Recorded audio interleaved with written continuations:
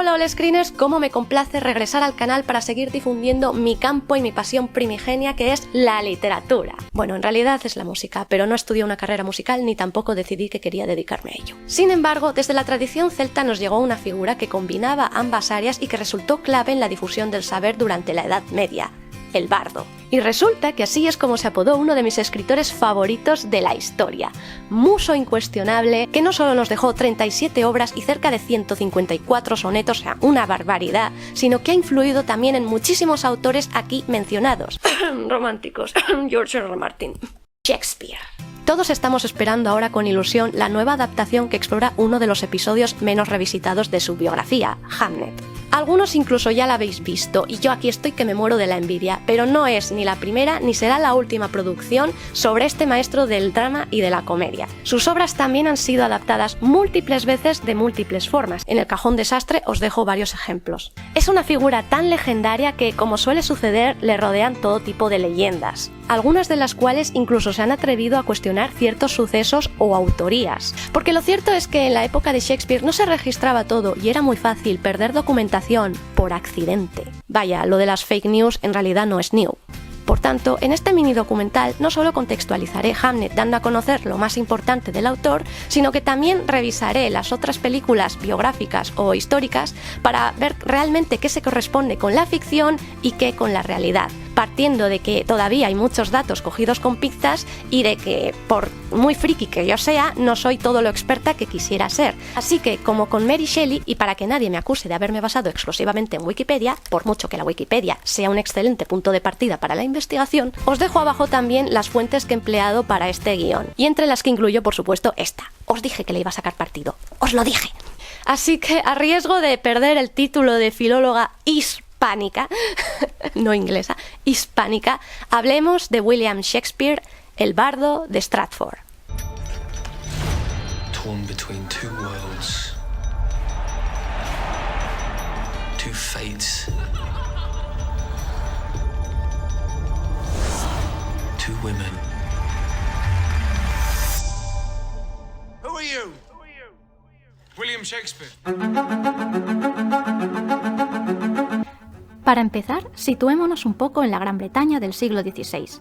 Estamos en pleno apogeo del Renacimiento, una época que se jacta de dejar atrás la oscuridad medieval, pero que arrastra algunos de sus males: la caza de brujas, la peste negra, etcétera, etcétera. En Inglaterra, pasada la Guerra de las Rosas, gobierna la dinastía Tudor, encabezada, en el contexto de Shakespeare, por Isabel I, hija de Enrique VIII y Ana Bolena. Buena parte de su reinado estuvo dominado por tensiones políticas y eclesiásticas que lo debilitaban, ya que en aquellos tiempos la fe estaba muy ligada a la corona y había una guerra abierta entre católicos, es decir, Escocia, Gales e Irlanda, y protestantes o anglicanos, es decir, ingleses, tras la reforma que impuso Enrique para divorciarse de la influencia de Roma. Otra de las razones por las que el reinado de Isabel peligraba fue la cuestión sucesoria, dado que no existía, aparentemente, ningún pretendiente fijo para la que acabó siendo apodada como la Reina Virgen, lo que dejaba a Jacobo Estuardo, hijo de María de Escocia, como heredero más directo. Aún así, y esto es algo que tocan algunas películas, todo apuntaba a que había relación con Robert de Vereux, duque de Essex, pero no llegó a buen puerto y, de hecho, culminó con una rebelión en 1601 con su posterior ejecución, como se ve en la película Anonymous. Con todo, el reinado de Isabel duró hasta 4 décadas, de 1558 hasta 1603, cuando falleció, y determinó la unidad nacional, convirtiendo a Inglaterra en un país emergente que se iba abriendo hueco en una Europa dominada por Francia, España e Italia. Y bajo el pretexto de incorporarse a la Edad Moderna, surgió el teatro isabelino. No fue la única novedad que le trajo beneficios al país del fish and chips. La colonización de América y las innovaciones científico-tecnológicas también contribuyeron, por supuesto, pero sí fue decisiva para sus autores. Se trata de un teatro que pone su punto de mira en Italia, porque en esa época a todo artista le flipaba Italia, era el no va más. De hecho, gracias a Italia llegaron las obras de Séneca, cuya representación del mal y la violencia les encantó cosa mala. Es un teatro donde los géneros se disuelven y surgen las fusiones, como la tragicomedia. La palabra es más importante que la escena, cuya decoración es muy sobria. Los textos adoptan la métrica iámbica, carente de rima, lo que se conoce también como verso blanco, pero conservan la división en 5 actos, aunque menos rígidamente, lo que se traduce en una sucesión de acciones y diálogos muy ágil y dinámica, espontánea y natural. un preludio de lo que serían el cine moderno y el teatro de vanguardia. Eso también dejó personajes mucho más realistas con una complejidad psicológica. Ni qué decir que muchos respondían a figuras históricas y legendarias, pues otro de los temas que les interesaban mucho eran los eventos nacionales y, en casos como Shakespeare y Marlowe, mitológicos. A la par, se desarrolló una corriente de metateatro, es decir, el teatro dentro del teatro, como por ejemplo se ve en Hamlet. Formalmente, el escenario adquirió una forma poligonal, en cuyo fondo había una cortina central flanqueada por 2 puertas por las que salían y entraban los actores. Encima del escenario se colocó un piso superior para los músicos, invisibles a ojos de los espectadores. La música fue empleada como acompañamiento de las canciones y también para amenizar los entreactos. La mayoría de las funciones se representaban a primera hora de la tarde para disponer de luz natural siempre. Ni qué decir que antes de que surgieran los teatros, las representaciones se realizaban en locales improvisados que consistían en patios de posadas, básicamente. Tampoco había actrices, al contrario que en España, donde el 18 de noviembre de 1587 se lanzó un decreto para que las mujeres pudieran entrar en escena. Debido a que este teatro se desarrolló más tarde, pervivió más tiempo el teatro religioso, aunque también se desarrollaron el cortesano y popular. Supongo que es mejor decir que era un teatro sin clases, es decir, que llamaba a todos los públicos. Pero también podían ser un auténtico horno y hervidero para contagiar toda clase de enfermedades, por lo que en 1575 se decidió que los teatros se edificasen fuera de la ciudad y no en pleno centro. En 1572 surgió otra regulación que obligaba a las compañías a buscar patrocinio formal de los nobles para poder representar. Entre 1592 y 1593 hubo un cierre temporal debido a la expansión de la peste. Y finalmente en 1642 fueron prohibidos por el Parlamento en lo que se llamó periodo puritano, ya que el teatro se concebía como, y cito textualmente, una pecaminosa expresión de relajación moral. Algunos de los más famosos fueron El Cisne, The Curtain, The Rose, Blackfriars y por supuesto The Globe, el Globe. Varios se perdieron en incendios y solo el Globo se ha restaurado y conservado íntegramente. Shakespeare fue copropietario del Globo, pero también representó en The Theatre, The Curtain, The Rose y The Blackfriars. Ah, y en Red Bull. William Shakespeare nació en abril de 1564 y, aunque no se tiene registro de la fecha exacta, sí se conoce la del bautizo, el 26 de abril. Sus padres se llamaban John Shakespeare y Mary Arden. Y John, aparte de empresario, dedicado sobre todo al comercio de los guantes, fue político, elegido como concejal antes de caer en desgracia, por emprender en acciones ilegales y también ausentarse de varias reuniones, lo cual queda bien reflejado en la novela de Maggie O'Farrell. Tuvieron 8 hijos, de los que solo 5 sobrevivieron y llegaron a la adultez. Sobre la infancia de Shakespeare no se sabe mucho, se dice que asistió a una escuela de gramática y literatura latinas donde conoció los textos de Esopo, Ovidio y Virgilio. También es cierto que se casó con Anne Hathaway a los 18 años, teniendo esta 26. De hecho, uno de sus sonetos más conocidos es el de Venus y Adonis, que se supone autobiográfico porque en él un joven es seducido por una mujer mayor. Con ella tuvo los 3 hijos que también conoceremos en la película: Susana, Judith y Hamnet. Judith y Hamnet eran mellizos, y de Susana, la mayor, se tiene registrado el bautizo en 1583. Se dice que en torno a 1587 fue cuando se desplazó a Londres, donde trabajó como actor y autor antes de ser compresario. No se conoce muy bien la causa de este desplazamiento, ya que esta época se corresponde con lo que se conoce como años perdidos, pero sí se tiene constancia de que para 1592 ya se había convertido en dramaturgo, después de estrenar Enrique VI de forma anónima. Se dice que con la colaboración de Marlowe. El corpus de su obra dramática se divide entre comedias, dramas históricos y tragedias. Durante sus primeros años escribió sobre todo comedias y romances, como Romeo y Julieta, El sueño de la noche de verano. Entre 1599 y 1601 escribió y representó Hamlet, que inauguró la época de las grandes tragedias, como Otelo en 1604 o 1605, El Rey Lear y Macbeth entre 1605 y 1606, buena parte de los sonetos, y ya para su recta final en 1611 escribió La Tempestad, donde volvió a los tintes felicianos. Esta carrera se vio acompañada de sucesos históricos. Por ejemplo, durante la representación de Ricardo III se cerraron los teatros por la llegada del tifus a Londres. En 1596 se dice que se formó la compañía de Lord Chamberlain's Men, posteriormente llamada como King's Men, ojito, a la que se adhirió Shakespeare. Precisamente ese año también falleció su hijo de 11 años, Hamnet, su único hijo varón. Y luego ya en 1611, tras el estreno de La Tempestad, decidió retirarse de nuevo a Stratford-upon-Avon, donde falleció el 3 de mayo de 1616 según el calendario gregoriano, a los 52 años. Esta parte es importante porque siempre se confunde su fecha de fallecimiento con el 23 de abril y por eso se hace tándem con Cervantes, pero esto solo es cierto según el calendario juliano. A él le sobrevivieron tanto su esposa como sus 2 hijas, y de hecho procuró que en su testamento ambas estuvieran protegidas en cuanto a los casamientos, ya que por ejemplo el hombre que iba a casarse con Judith, que era un tabernero llamado Thomas Kinney, fue acusado de promiscuidad ante el tribunal eclesiástico local. Así no es de extrañar que el padre quisiera salvaguardar la herencia de sus hijas. Hasta aquí todo bien, todo perfecto. Estos son más o menos los datos que comparten todas las filmografías, biografías, etcétera, etcétera. Lo que nadie se atreve a discutir. Bueno, puede que algunos sí. Por ejemplo, en Shakespeare in Love se realiza una mención a Anne Hathaway. La película se ambienta en 1593, momento de la escritura de Romeo y Julieta, que de hecho es la obra protagonista en este caso. Una obra presentada 3 años antes de fallecer Hamlet, que no se menciona. Sin embargo, a pesar de que lo de Hamlet no se menciona, sí que hay alusiones en forma de easter egg a Hamlet, donde vemos a Geoffrey Rush con una calavera, y a Noche de Reyes, en el personaje de Viola y su disfraz de hombre. Sobre los amoríos de Shakespeare, huelga decir que también se ha discutido mucho, incluso se ha cuestionado si de verdad quería a su esposa, a la que regaló su segunda mejor cama en herencia.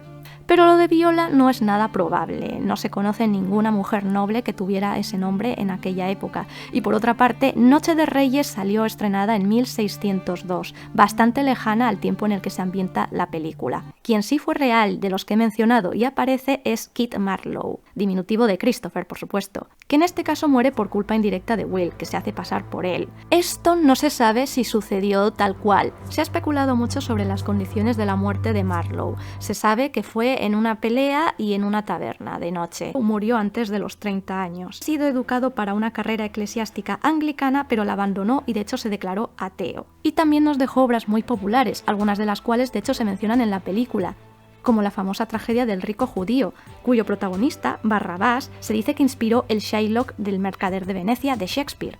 Es un personaje que también sufre un poco el misticismo de Shakespeare, e incluso lo hemos llegado a ver en otras series o producciones, como El descubrimiento de las brujas, donde de hecho es considerado un demonio, literalmente un demonio, y de ahí deriva su Fausto. Sobre hasta qué punto llegaba la rivalidad entre Marlowe y Shakespeare tampoco se puede hablar con certezas. Es evidente que ambos eran coetáneos y que habían compartido de hecho momentos, escenarios, puede que debates, pero de ahí a tener una rivalidad como la que se suele vender no es probable.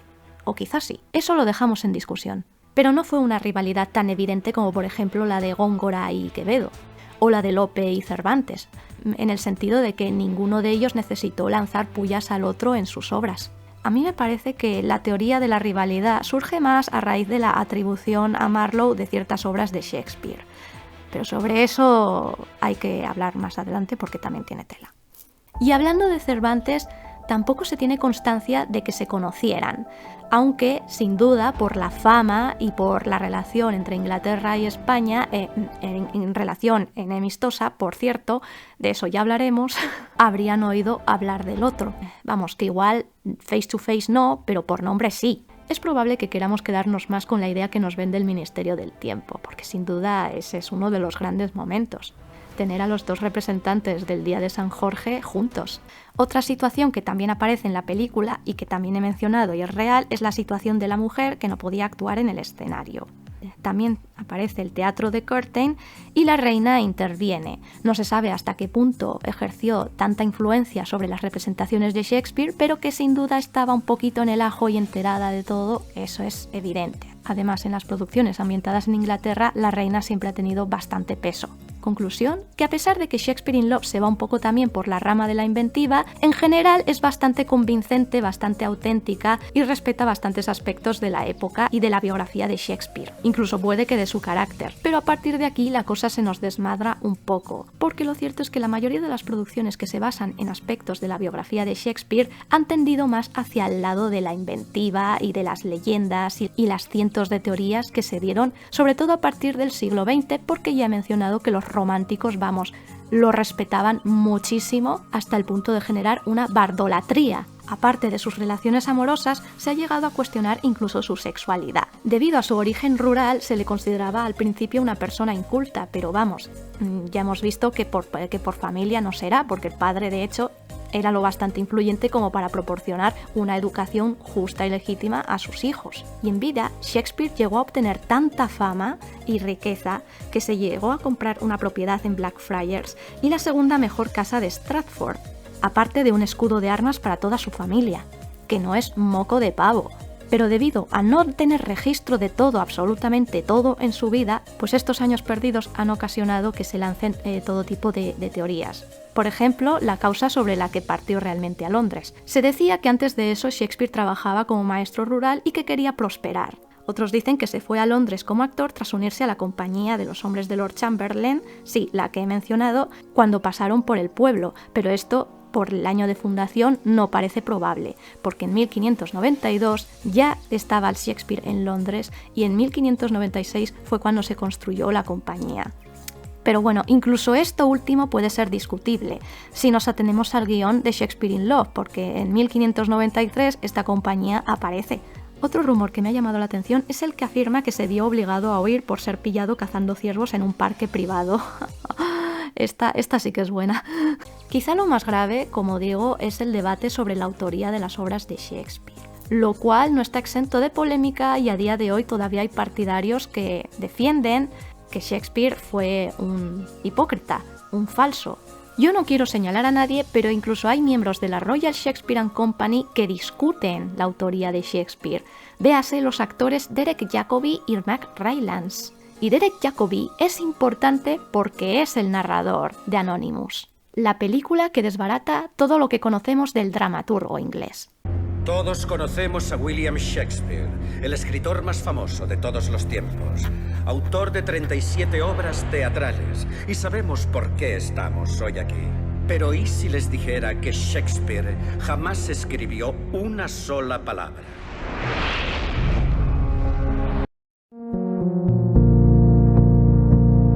Anonymous es una película del director alemán Roland Emmerich, famoso por otros títulos como Independence Day, El día de mañana o 2012, que se basa en la teoría de Oxford sobre la autoría de las obras. Se llama así porque estas son atribuidas a Edward de Vere, 17º conde de Oxford, y la razón de ello es el conocimiento tan detallado de las intrigas de la corte por parte del autor, así por el lenguaje tan exquisito y todas las influencias y el dominio del latín que demuestra.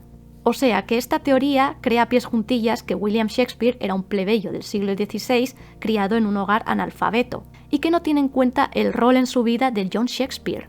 Esta teoría hoy en día ha sido más descartada ya que Edward de Vere falleció en 1604 mientras que se siguieron estrenando obras de Shakespeare hasta, como digo, 1611 e incluso póstumo salió un First Folio.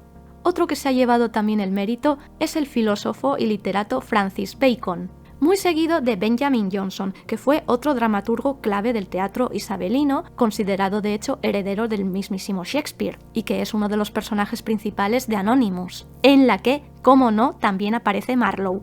Porque a pesar de su pretensión, espero que ficticia, de desacreditar a Shakespeare, sí que toma referencias y contextos reales. Por ejemplo, aparece el conflicto político-religioso entre los católicos y los protestantes, y se discute sobre el heredero de Isabel, que puede ser tanto Jacobo como un supuesto bastardo en Essex, fruto de su relación clandestina con el duque. También se menciona de forma muy, como digo, enemistosa a Felipe de España en relación con la revuelta católica de Irlanda. Y sí que es cierto que envió ayuda militar a los irlandeses, pero, como dato, acabó perdiendo la Armada española en un intento de invasión a Inglaterra. Otro rasgo que se menciona es que Romeo y Julieta se escribió en pentámetro iámbico, lo cual pues ya he mencionado que era así, que era una tradición del teatro de isabelino. A mí me hace gracia porque la trama de esta película parte del hecho de que la nobleza no podía dedicarse al teatro porque se consideraba de una gran ordinariez. En cierto modo era así, pero como digo, al final la nobleza era la que ejercía la influencia para que el teatro fuese posible. Si ninguno de ellos sufragaba a las compañías, éstas no podían representar. Por eso me parece un poco irónico que no pudieran escribir como los demás, pero esta es una opinión más a nivel histórico que argumental. Las obras que en concreto se atribuyen aquí a Edward son Romeo y Julieta, de 1595, aquí aparece como año 1595, Hamlet, 1601, Macbeth, 1606, Julio César, de 1599 y Ricardo, de 1597. Y todas son obras que lanzan mensajes políticos destinados tanto a Isabel como a Essex y como a otras figuras. Vemos en un momento dado el asalto a la Torre de Londres y la condena a muerte del duque de Essex el 25 de febrero. Además aparece así la fecha tal cual. Como película resulta entretenida, pero la imagen que deja de Shakespeare desde luego no es muy buena y nos hiere en el corazoncito a todos los fans. Porque vale, no creo ni mucho menos que fuese un hombre perfecto. De hecho, seguramente tuvo alguna conducta machista, como era habitual en la época. Seguramente incluso puso los cuernos a su mujer, yo eso tampoco lo niego, aunque me cuesta creer que no la amase un poquito porque se casó con ella, pero tampoco considero que fuese el perdedor que se vende aquí. Porque es un pringado, muy diestro, muy exagerado, muy dramatúrgico, así, ¿no? Muy dramático, él, pero vaya, yo me lo imagino un poquito más serio y más culto. No sé si soy la única, pero a mí me quema mucho cuando se llega a cuestionar todo, porque vale, sí que creo que se le atribuyen más textos de los que realmente escribió, pero... ostras, que se cuestione la autoría de todo, pues me parece también un poquito exagerado. No es nada inverosímil que Shakespeare conociera sobre política,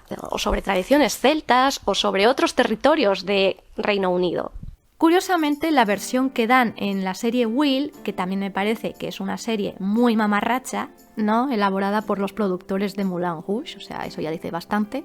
Pero me creo muchísimo más esa versión que la de Anonymous, porque ahí lo representan joven, más o menos a la edad a la que estaría llegando a Londres, y se lo ve como una persona que quiere aprender pero que también se desinhibe, y peca un poco de los vicios del típico provinciano que llega a la gran ciudad. You all have created a place where a common man can become a king.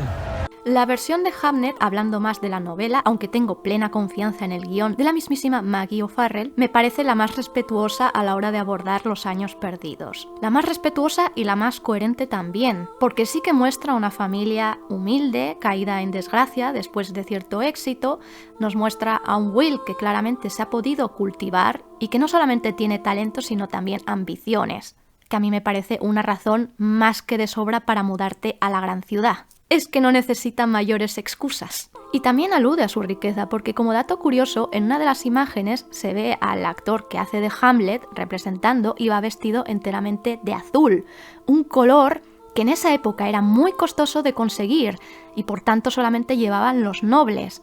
Claro, el personaje de la obra en sí es noble, es un príncipe, pero el hecho de que William pueda permitirse encargar un traje con ese tono ya dice mucho de cuánto dinero podía manejar. Además, él mismo viste en la película ropas azul grisáceas. La razón por la que hoy conocemos a Shakespeare va más allá de su influencia en una época decisiva para la cultura británica. A pesar de ser un estudioso de los antiguos y del latín, también jugó con su Early Modern English y su folclore, aunando lo mejor de ambos mundos de un modo original y personal.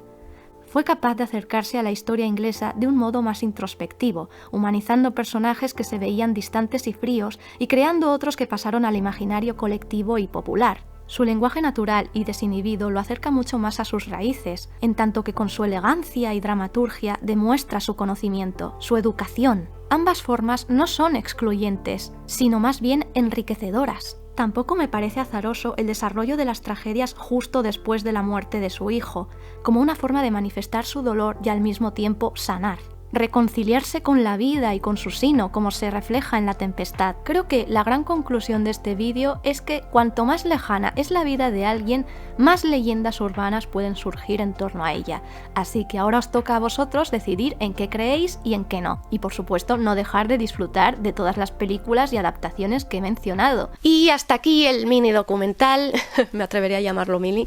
Espero que lo hayáis disfrutado muchísimo y sobre todo que hayáis aprendido mucho, all screeners. Podéis dejarme en comentarios si conocíais estas películas, si las vais a ver, qué os ha parecido Hamlet, si la habéis visto ya, y bueno, todo lo que creáis relevante sobre Shakespeare, sobre Cervantes, incluso, pobre Cervantes. A Cervantes le debo el día del libro, porque ya que me he adelantado con Shakespeare, Cervantes, el 23 de abril es tuyo, es tuyo.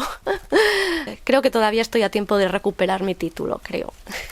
Volveremos para hablar sobre Hamnet, así que estad atentos al canal y también traeremos más contenido sobre los últimos estrenos, Bridgerton, etcétera, etcétera. Así que no nos perdáis de vista, ¿eh? No nos perdáis. Chao, pescado.